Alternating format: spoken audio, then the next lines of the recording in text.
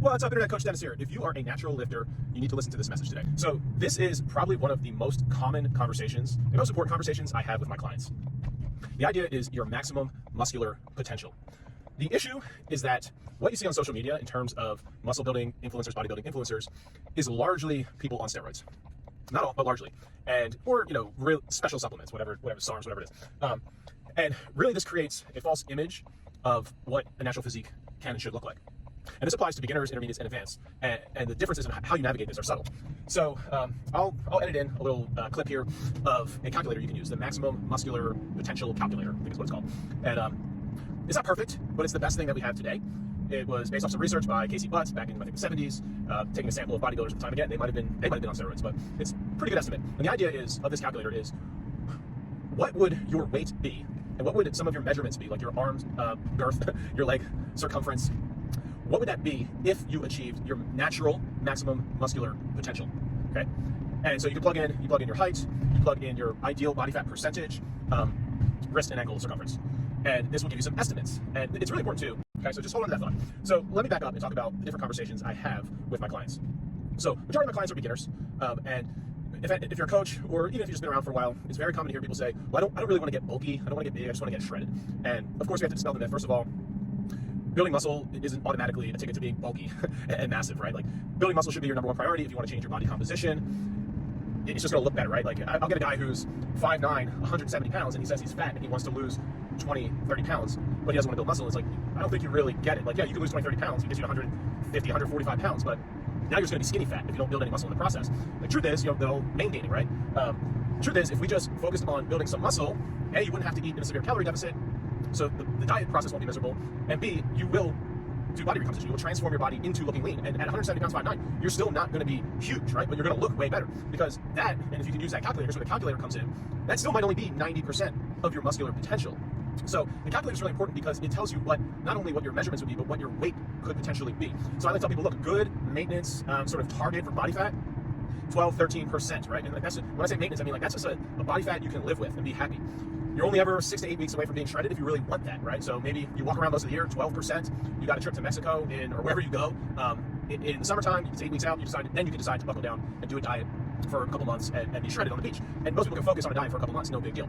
But the body weight piece is so important for people, because this is where I'd say to people, look, you're 5'9", 5'10", 170 pounds. Let's put this information into this calculator and see what your weight would be if you maxed out your natural physique.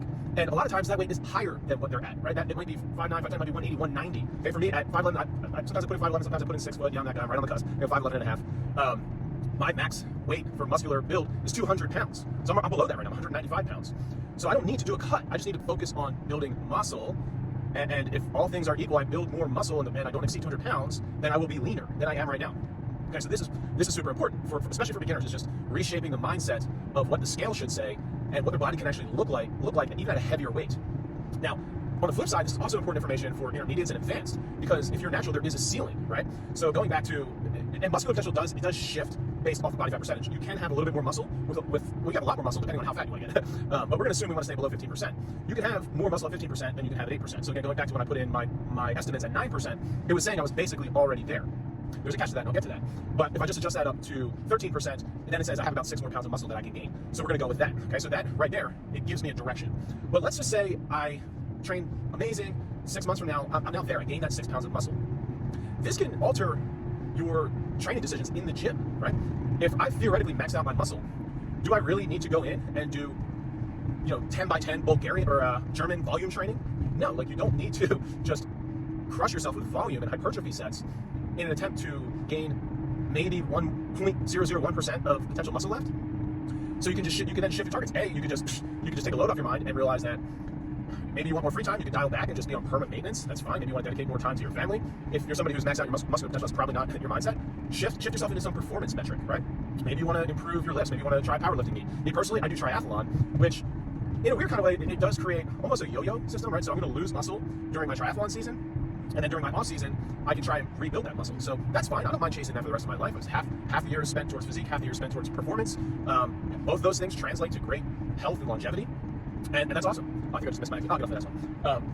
But it gives me direction, right? So I don't need to be wasting time. I can just train for what I need, right? Now, you might say, well, how do I know this is my potential? You're right.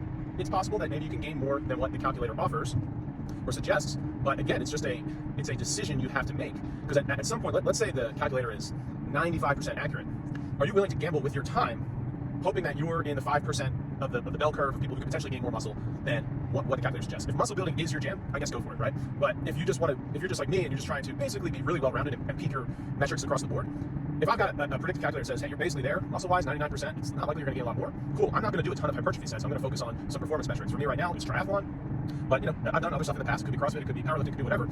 But it's futile to just go in and do a bunch of hypertrophy sets. There's better ways to achieve performance if the muscle's already maxed out. So it's important to know these things as a natural lifter because, again, it gives you direction. Now, the other thing it could do is it could give you direction of body part, right? So on the metric it's telling me I'm maxed out at 9%, it's just total muscle mass. But when I look at the specific measurements, like arms and legs, there is still some growth potential there. So I'm about an inch under of my theoretical growth potential for arms, about an inch under my theoretical growth potential for legs, for quads. So if I want, I can dedicate more hypertrophy work to that and maybe not worry so much about chest or shoulders or whatever. But again, it's just more information. Is it perfect? No. But it's not, at least you're not completely blind. And that's my point. So that's a long rant. I'm going to kind of leave it there for now. If you stuck around this long, we'll get into some highlights, but check out that calculator. Just think about it. Just get into being more mindful of what you're doing, why you're doing it, what your potential is, and comment and let me know what y'all think. All right, peace.